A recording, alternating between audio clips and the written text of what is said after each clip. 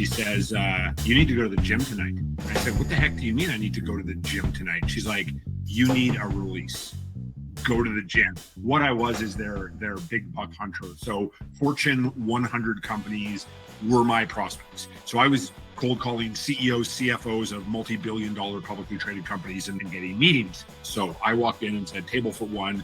They said, go sit at the bar, loser, or something in French. Whatever comes out of the buyer's mouth is the right answer. Whether we like the answer or not is irrelevant. And it was like I walked into a church and God spoke to me. And I was like, how do I do this? Hey, Vladimir, blah, and I spit out the thing that I heard in the training, and you want to lay me out with a punch. Whereas I go next door and I say the same thing to the other person. The person's like, where have you been all my life? Oh, what's Hamish trying to sell me today? That's not a long-term relationship. What I need to do is...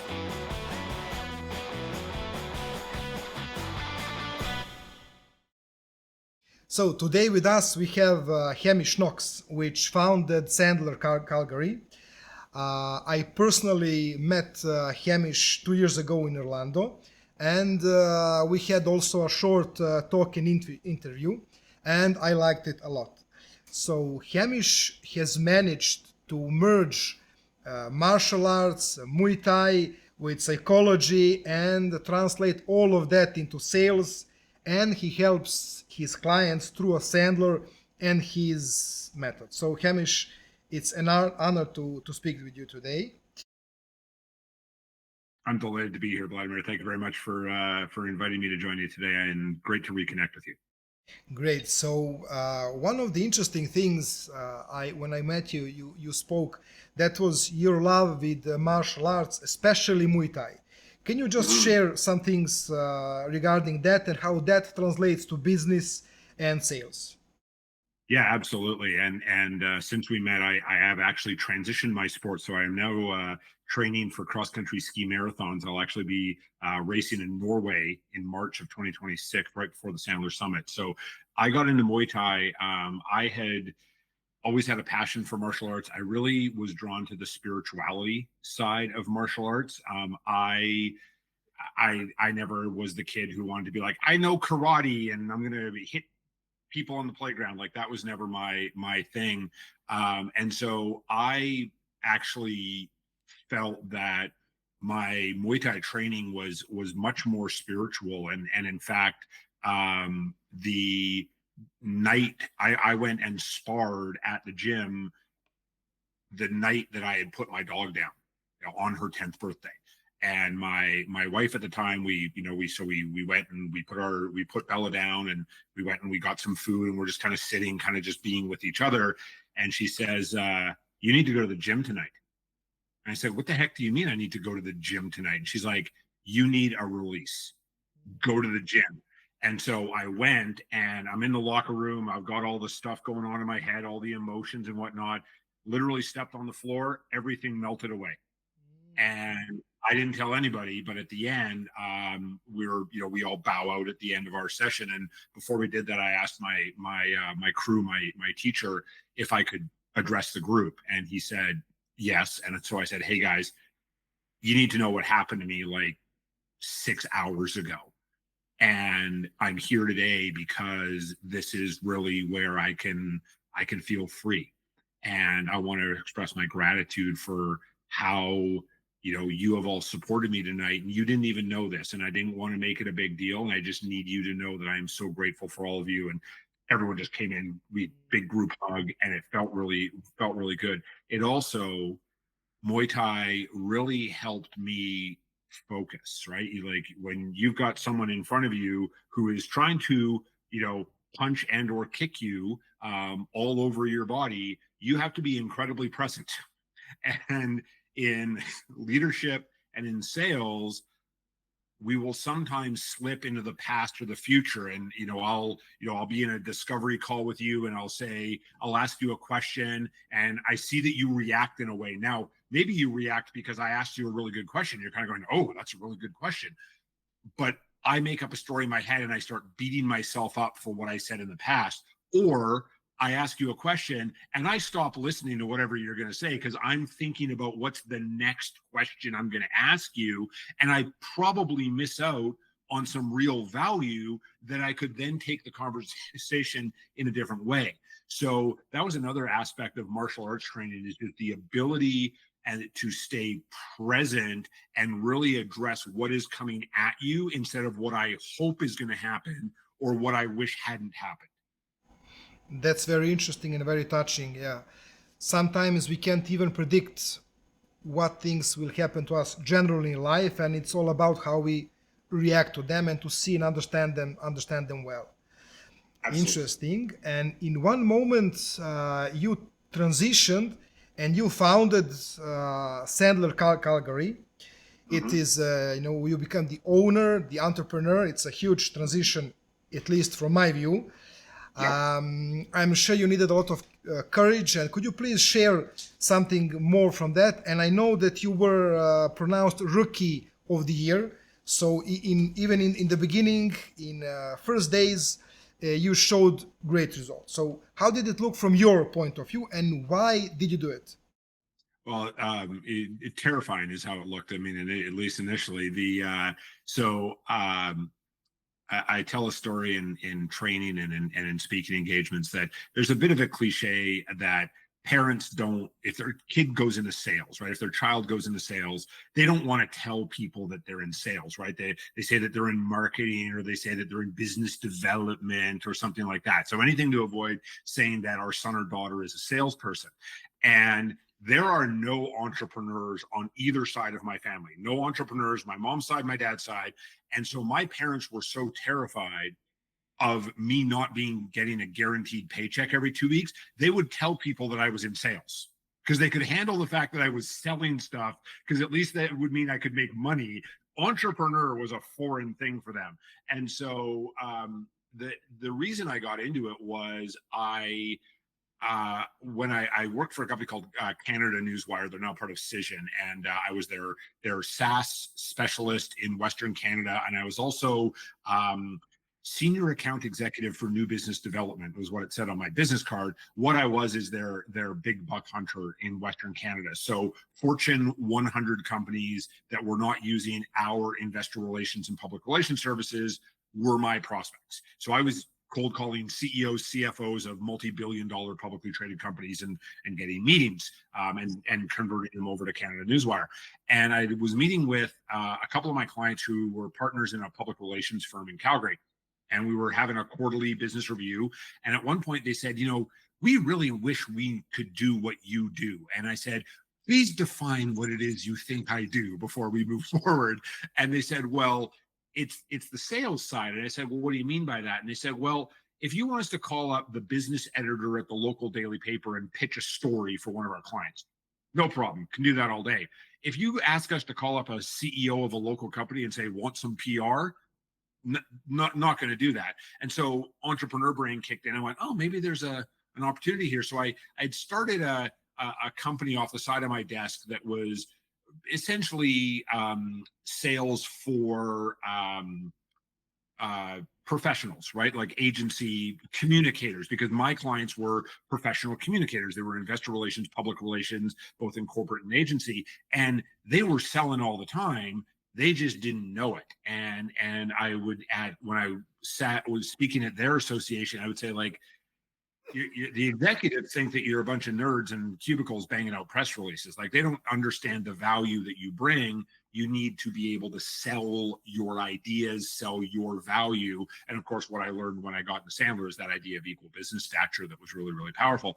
So I was actually in Montreal for meetings, and my sales manager, who stank in my first book, he lives in a suburb of Vancouver, British Columbia, and we both randomly decided to have dinner at the same Portuguese restaurant in Montreal. So I walked in and said, table for one.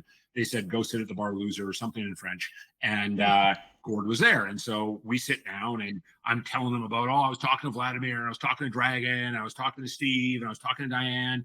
And he puts his hand up and he goes, have you ever heard of Sandler?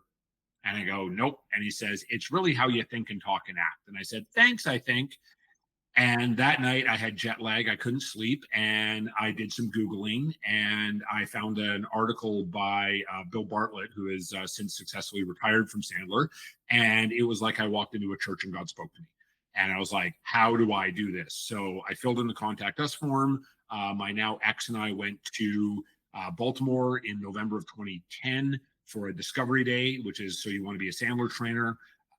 I signed the papers January 1st of 2011 because I thought it was symbolic. And the day I landed in Baltimore for my initial training was the day that bin Laden was killed. And I opened my Sandler office May 11th of 2011. So 14 years ago, this past May 11th, as we're recording. Yeah, I was honored the following year with a Global Rookie of the Year by Sandler. And then subsequent, fast forward 8 years later, I became the youngest person, both in terms of time in Sandler and by chronological age, to be awarded the David H. Sandler Award, which is our highest selling honor.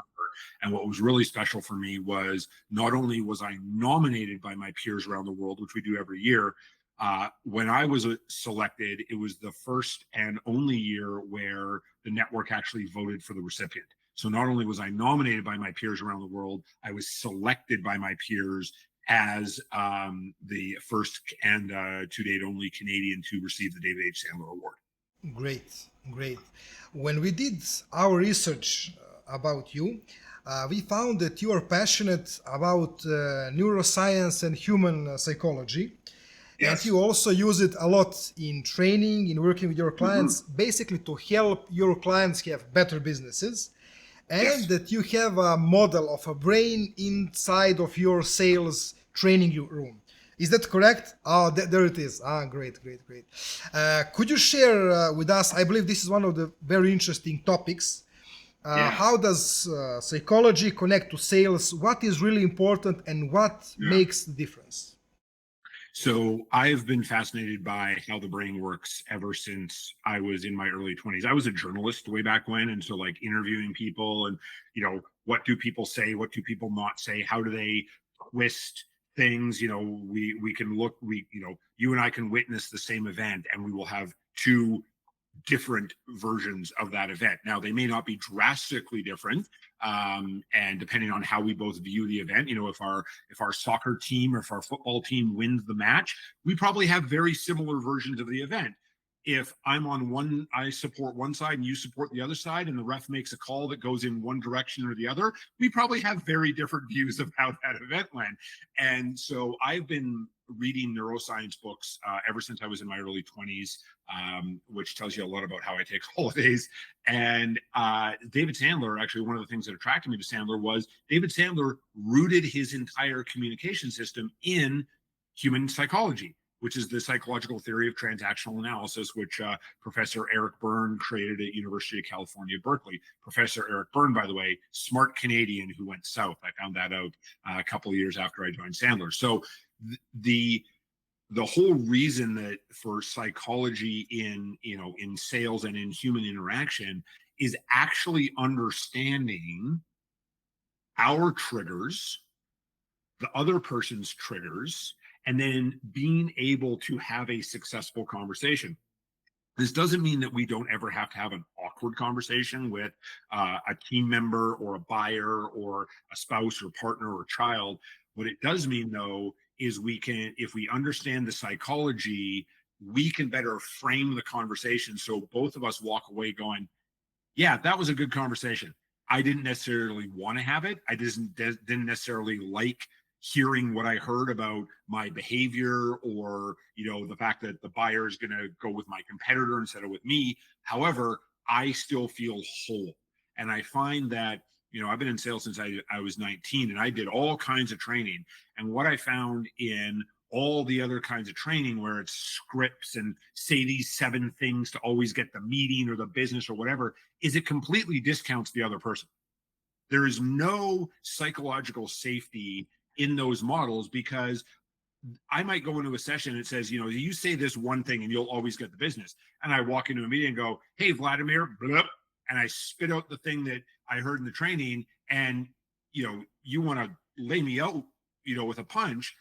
Whereas I go next door and I say the same thing to the other person. The person's like, where have you been all my life? Where do I sign? And so that to me is not consistent and it's not predictable. And sales is inherently inconsistent and unpredictable. So by understanding psychology, we can create consistency and predictability in our sales results and sustainable revenue growth. Great, very interesting. And how would you define DISC in use of increasing sales? DISC is in the DISC model, D.I.S.C. Yeah. Yeah.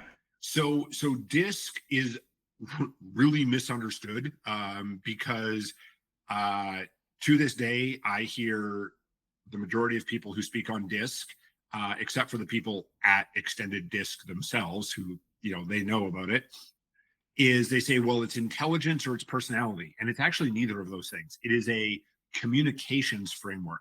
It is how do we like to consume the world, and so because the majority of the individuals that we interact with are going to be different than us. There's actually a great book that was recommended to me by a client who had done a lot of DISC work with me, and we integrated into all of our work with our clients. And the book is called Surrounded by Idiots.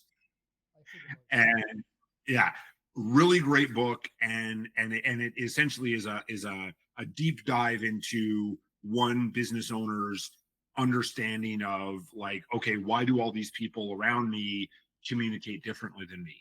And from a leadership perspective, I have seen this to be incredibly powerful because we all communicate in the way that we want to be communicated with, right? I am a very quick processor. I am a very 30,000 foot bottom line. I tell people who are selling to me, I am your best prospect and your worst client, because I will say yes in 30 seconds, and then I will make up a story about what I think I am buying from you, which may not match reality, right? Because I stopped listening as soon as I said I want it. And so what I need you to do, salesperson, is I need you to slow me down. I need you to make sure that I am asking you all of the right questions, because if you don't do that, I am going to buy your product or service. And then you are going to have a miserable short-term relationship with me, because what you're selling me does not match up with the story in my head. And even though you told me what it was, I didn't listen to you because I already decided to buy it, and then I made up what I was going to get. And when I say this to salespeople, they're kind of like, really? I'm like, yeah. So if you want this to be a very profitable long-term relationship, and you want me to make like referrals and write you testimonials, what you need to do is, the moment I say I'm ready to buy, you need to say, what questions have you not asked yet? Or what questions do you want me to ask you? And so that is, I'm communicating to the salesperson, this is how I communicate. This is how I buy. It's not going to go well for you if all you look at me is a big bag of money.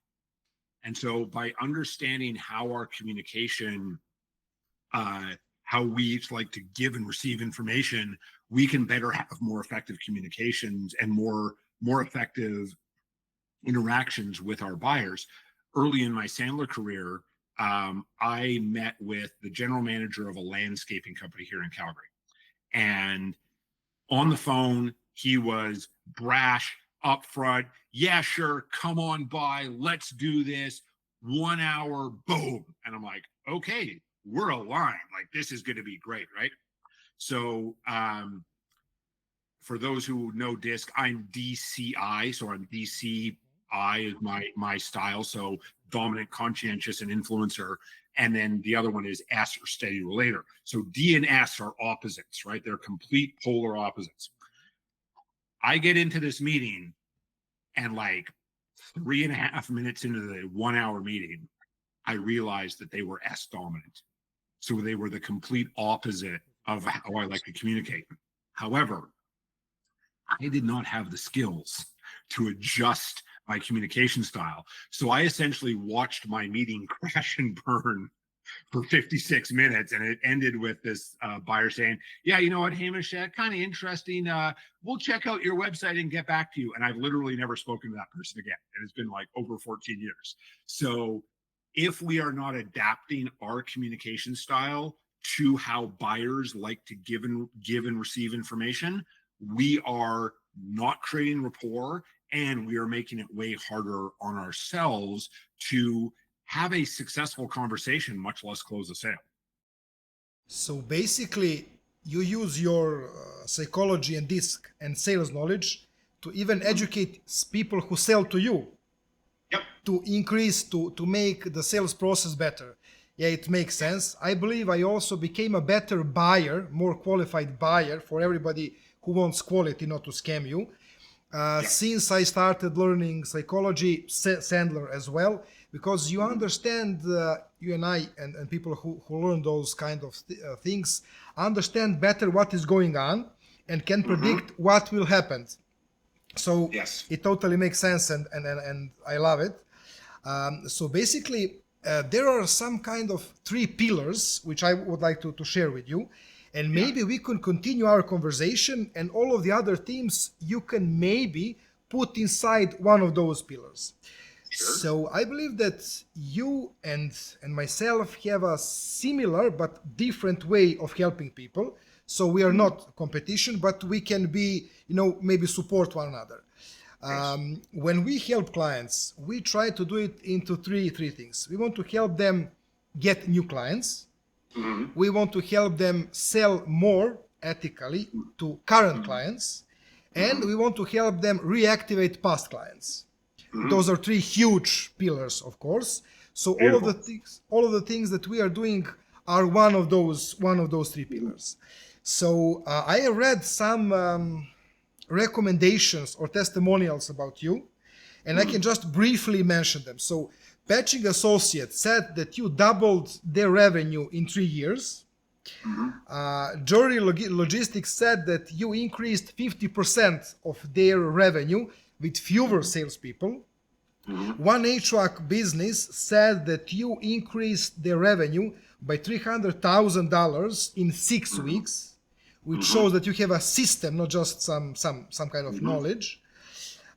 Could you please share what was the key to you helping them achieve that success, and maybe even through those three pillars that we just mentioned: new clients, more sell to existing clients, and past clients as well? Absolutely. And the thing that unites all of those clients of ours, and I'm very grateful for the nice things they've said, is they implement it. So all of the stuff that I teach my clients and my team shares with our clients works if it's implemented. And where what I got tired of with some clients is saying, well, it just doesn't work in our world, and it just doesn't work as code for you're not doing it. I'm sure you see it is similar on your side. So what all those individuals did is they implemented. So they came in to a session, they made a commitment to implement, they went out and implemented, not presuming that it will be the magic wand that changes their lives, going out and being slightly different than their competition by differentiating on how they sold, not what they sold. That was a really big thing, because if we try to differentiate on what we sell, that's commodity. We're all commodities in the minds of our buyers, even you and I. And if though we're trying to differentiate on what we sell, well, now we're just in a race to zero. If we differentiate on how we sell, we are actually standing out in the buyer's mind in a positive way, because we're not sounding like every other salesperson that they interact with. And so if I look at if I look at Patching, they're a niche engineering firm. They specialize in acoustical engineering, and they work with giant industrial companies. Some of the largest industrial companies operating in North America and in Australia, because they successfully expanded to Australia early on in our work together. And they're looking for repeat business, right? So, and they're looking to expand current engagements and maintain those engagements, because of course there's competitors who are often quite larger than them banging on their door. So what was really critical for them was it was the post-project review meeting, which a lot of companies think they do, and they do them occasionally. And oftentimes it's a checklist, right? Hey, did we hit the scope? Except that's a yes or a no question that the client can answer over the phone. What patching put in place was, okay, let's review this. Now let's talk about the future.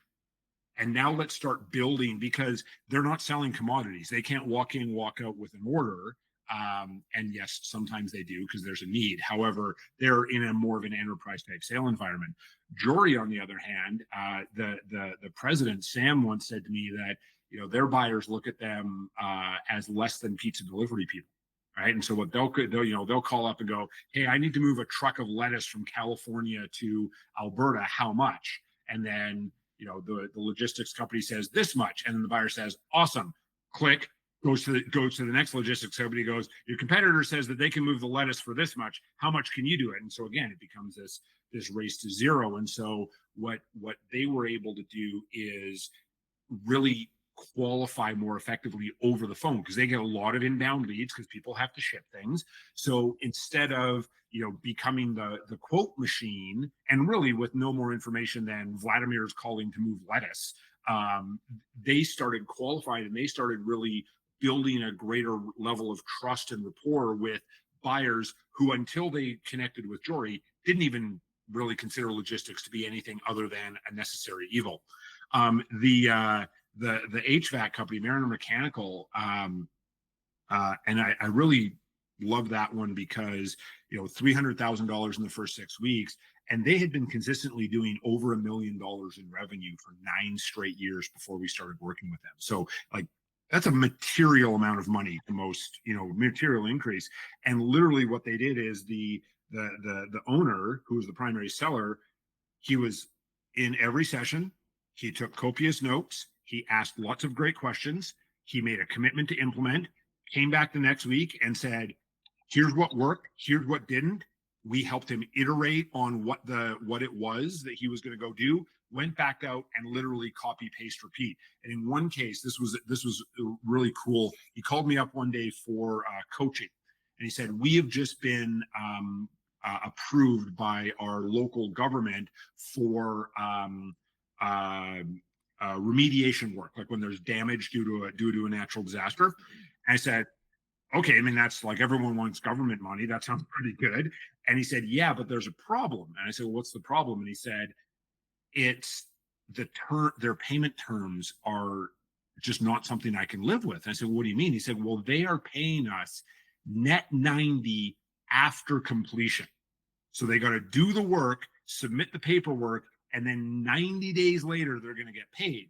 And I said, okay, well, walk me through that. I said, well, number one, I got to go buy like boilers and pipes and fittings from my supplier. My supplier is not going to wait 90 or maybe 120 days to get paid. And then like my techs who are doing the work, like they got mortgages, they got families, like they can't be waiting until that. And what do? I don't want to pass this by, but I can't live with this. I said, well, what if you called them up and asked them why they were doing those terms? And he said, I can do that. And I said, of course you can do that. You can ask anybody anything. That's equal business stature. And so he calls me back about 45 minutes later. And he says, I got better terms.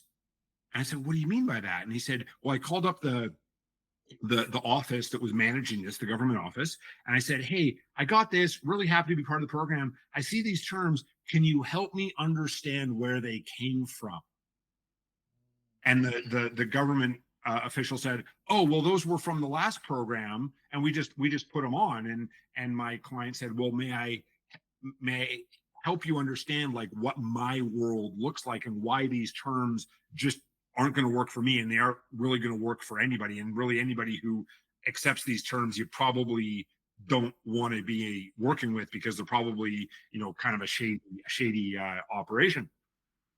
So walks the government official through, and what he ended up with was any equipment that was required was paid net 10. So they buy it from the supplier, they send it to the government pays them in 10 days, they pay their supplier in 10 days. And any work that was being done like by clients' technicians was paid on progress. So once they got to 50% of the job, they could invoice for 50%. And then once they got to 100% of the job, they could invoice at 100% on net 30-day terms. So my client's cash flow wasn't impacted, because for small businesses of any kind, or really any business, if the cash flow stops, the business dies. And so my client was in a position of uncertainty because they wanted the work and from the government, yet they didn't know that they had the right to ask the questions to ensure that they could continue having their business operate while they were delivering this work. So that ties into more of that, at net new style that Jory was in as well. On the recapture side, or on the retention side, a friend of mine wrote a really awesome book called The $1 Million Win Back, which I highly recommend. He actually featured me in that book, which was a nice surprise when it was finally published. On the recapture, or sometimes called the rekindle side. So recapture, when we lose a business, right, we lose a client, or we do a project, there's no other project. They already know us, they already like us. And so sometimes we feel, and again, this goes back to the psychology of selling, we feel that we don't want to bother them, or there's some sort of negative energy, or there was, harsh words said or whatever. And oftentimes it just wasn't the right time. And so the mindset of no now doesn't mean no forever is really powerful when we're talking about earning back a client's business. And especially if we're losing them to a competitor, it is incredibly important to set up the next conversation. Because when a client calls and says, we are moving, now we're going in-house, we're moving to a competitor, doesn't matter, the decision is over. There are only two paths that can happen when a client says, we are going in a different direction. The first one is not good. And that's where a lot of sellers go, and where unfortunately a lot of leaders tell their sellers to go, which is, well, Vladimir, like, we'll do better. Can we give you a discount? Can we give you a bunch of free stuff? Da, da, da, da. All that does is actually reduces your credibility with your buyer, because your buyer's like, well, why weren't you giving me that stuff in the first place? Like, why do I only get that when you're trying to save me? The other path is to say, Vladimir, we really appreciate you calling and telling us that, instead of just disappearing, because people disappear. Maybe that's happened to you. Yeah, it's happened to me. And so I appreciate you letting me know this. I got to believe you're doing this for a specific reason. Would you be comfortable sharing it with me? Yeah, because of whatever. You know what? I wish you the best. For whatever reason, if it doesn't work out, and I'm not saying that it won't, just if it doesn't work out, would you be comfortable giving me a call and letting me know? And if we can help you out, very happy to have that call. And if we still can't help you out, again, there'll be no hard feelings on my side. We had a client who did that, and within 60 days, and it was a software company, right? So it was this was a big shift.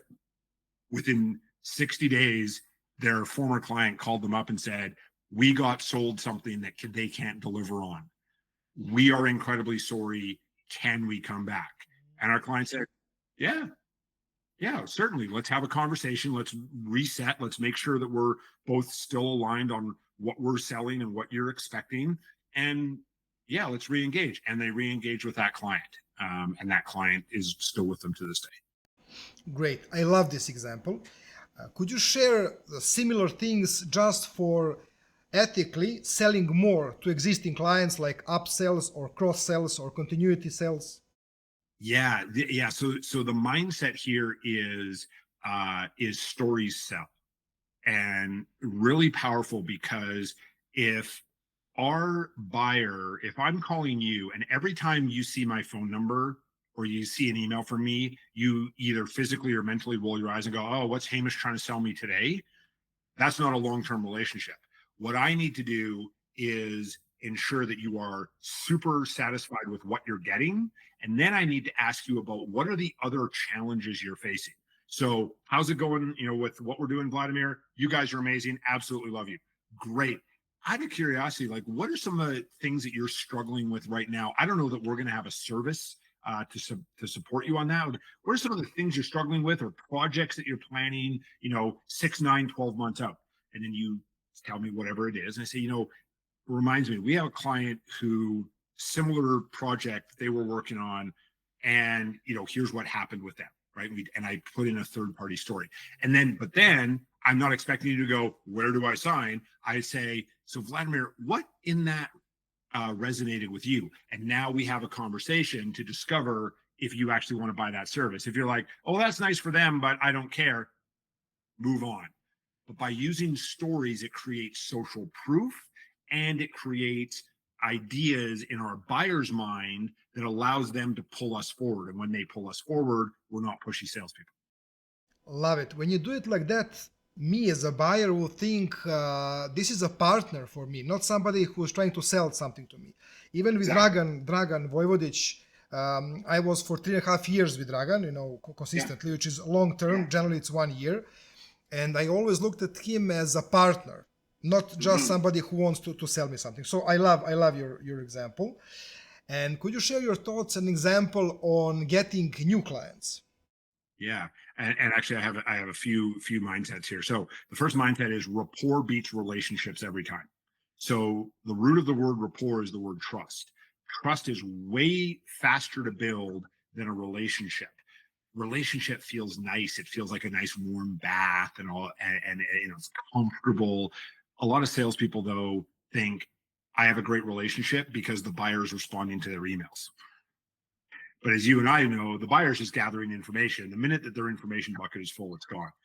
So that's number one, is seek to build trust first, right? So rapport beats relationships, because when a buyer gives us an order, what they're saying in code words is, I trust you to deliver, right? So if it's the first order, I trust you to deliver on what you've told me.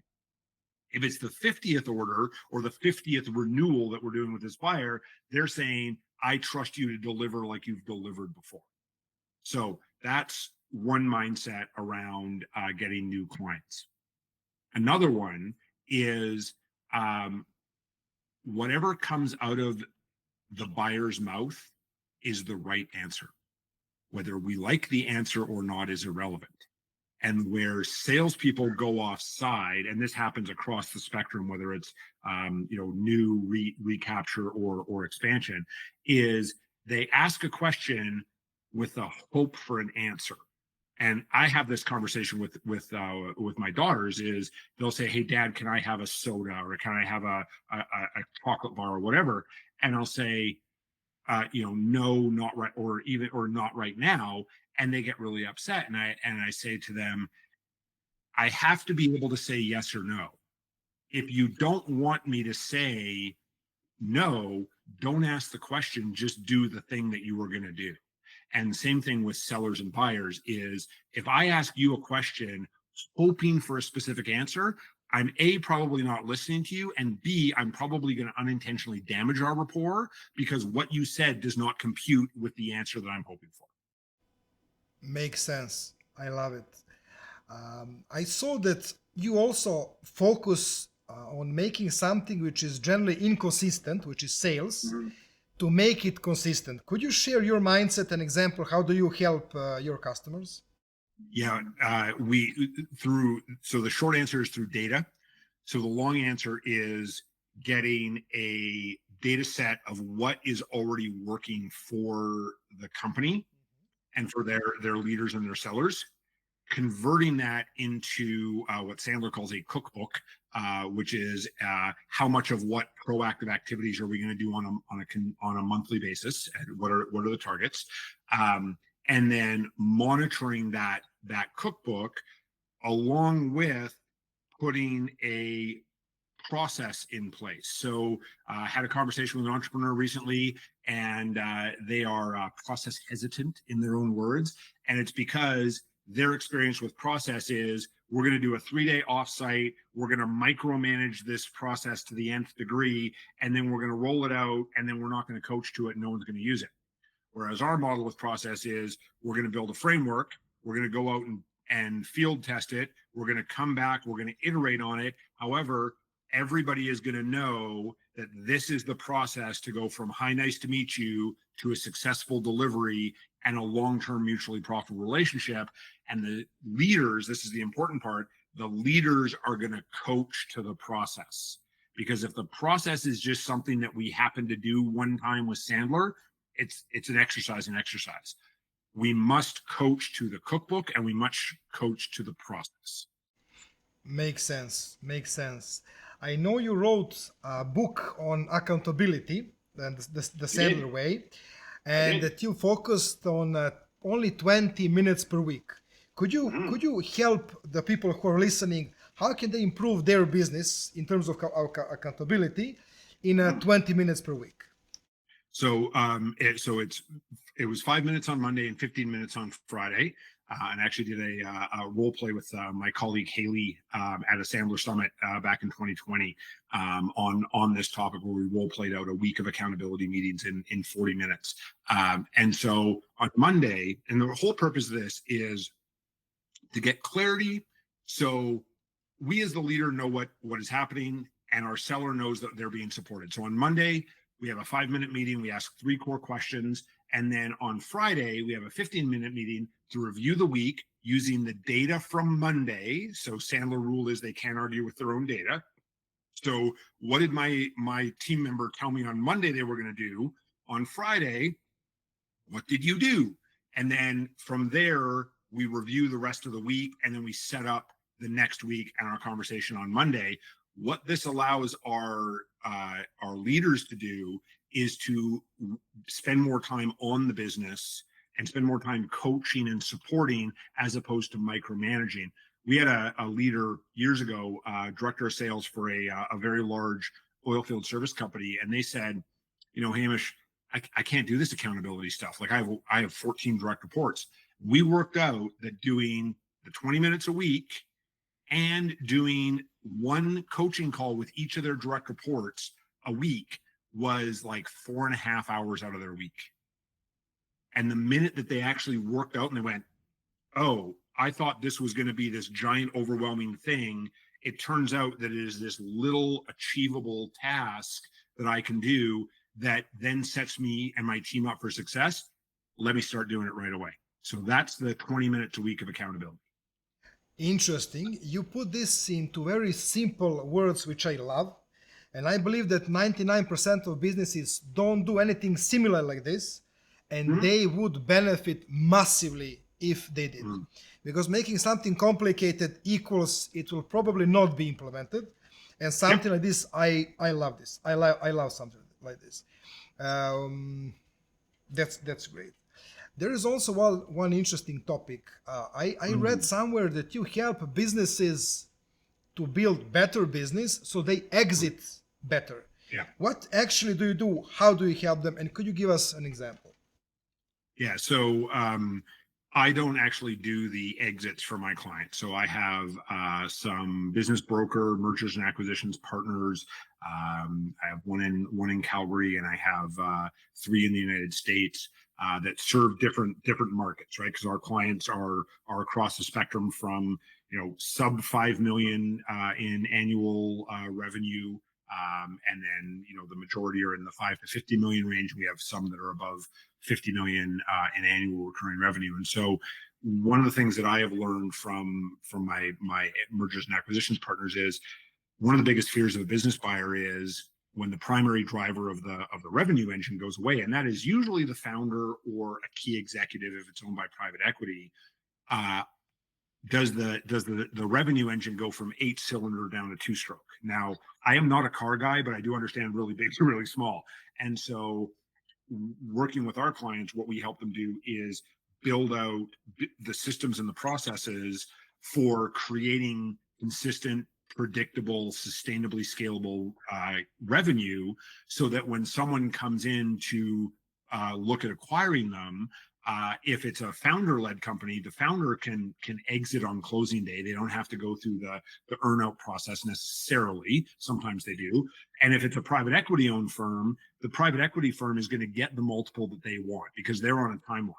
And those executives in that private equity-owned firm they're looking for the next role because they know that they're on a timeline, and somewhere in 3 to 7, I've heard up to 10 years, they are, that company that they're with is going to be sold by their shareholder, and they're going to need a new role. And so they're looking to enhance their position as well. So it's about creating consistency and predictability.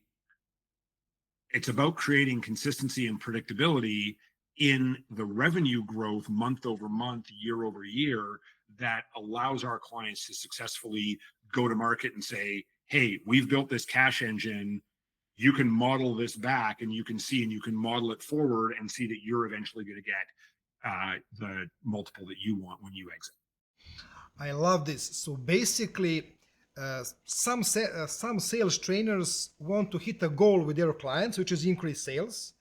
And you are doing not only that, but you are hitting a goal behind the goal, and that is increased sales and predictable sales, so they can sell the company better. So you look much deeper. Great. Yeah, it's enterprise value, right? Like ultimately, all companies want to have some kind of an exit. Now, if they're a publicly traded company, they want to increase the shareholder value.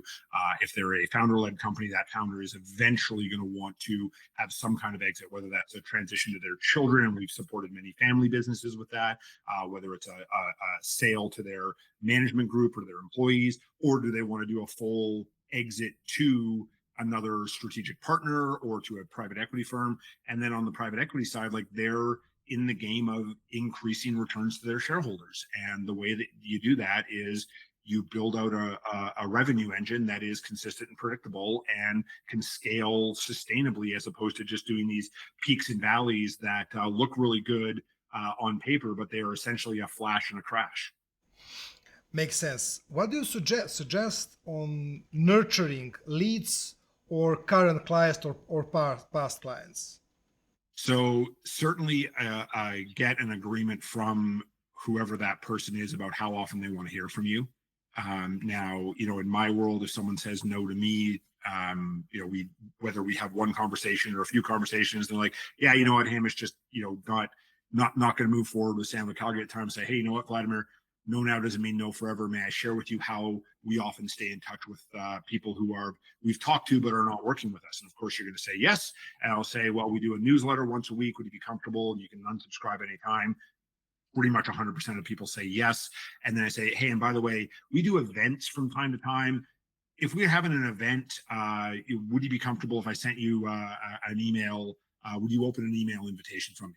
And again, about 100% of people say yes. So instead of going, okay, cool, and then making up a story about how often I should chat with you, I'm going to ask you, because again, they can't argue with their own data. When they tell me, hey, reach out to me once a year, great, I'm going to reach out to you once a year. If they say, I don't know, call me next month, I'm going to say, great, what's going to change next month? And then I'll say, get out your calendar and let's put something in the calendar so we are expecting that phone call. Love this. How would you share in under a minute your newsletter, Full Funnel Freedom? How do you help readers?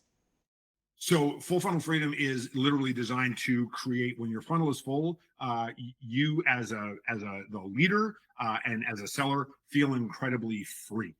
So we have this phrase of success equals freedom, which, as one of my former colleagues said, well, if I'm not feeling successful, I don't feel very free, whether I'm being successful or not. So Full Funnel Freedom is designed to give ideas and insights to readers on how do they keep their funnel consistently, reliably looking like a funnel.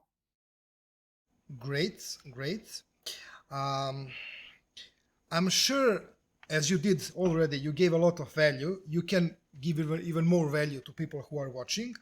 What would be one question, or can you share something that would bring value to people who watch? So the one thought that I'll leave everybody with is it doesn't matter what they say, it matters what they do. So this is applicable in life or in business. And if someone says they're going to do something and do something different, I would use the phrase, I'm confused. I love being confused because it's a very gentle way of saying, Vladimir, you said you were going to say or do this, and you said or did that. Help me out. So it's a nice way of being non-accusatory, and it's a really powerful way of opening a conversation that might make us feel awkward or uncomfortable. Mhm. Great. People can, of course, subscribe to your newsletter. If Mhm. people like what they see, what's the best way to contact you or to start some kind of talk with you? Yeah, so go.sandler.com/Hamish, which is Hamish, is the website. And I am on LinkedIn. There are not many Hamish Knoxes in North America. I am, in fact, the #1 Google result for Hamish Knox. So if you Google Hamish Knox or Hamish Calgary, very likely you're going to find my LinkedIn profile. So if you want to reach out to me on LinkedIn, please include a note. Please say, hey, I saw one of your videos of Vladimir or something, because hey, I'd like to add you to my network, probably not going to happen. I love you and I get plenty of requests. And if someone makes the effort to say, I saw your video, I'd like to connect to talk about working together, happy to have those connections. And then, of course, through our website, you can fill in the contact us form. And we certainly support clients around the world right now. So we can chat with anybody if they come to us directly. Great. I'm very glad, Hamish, that you shared some real value. I learned something today. I'm sure if people listen, they will learn something today. And thank you for that. Thanks for having me, Vladimir. Take care.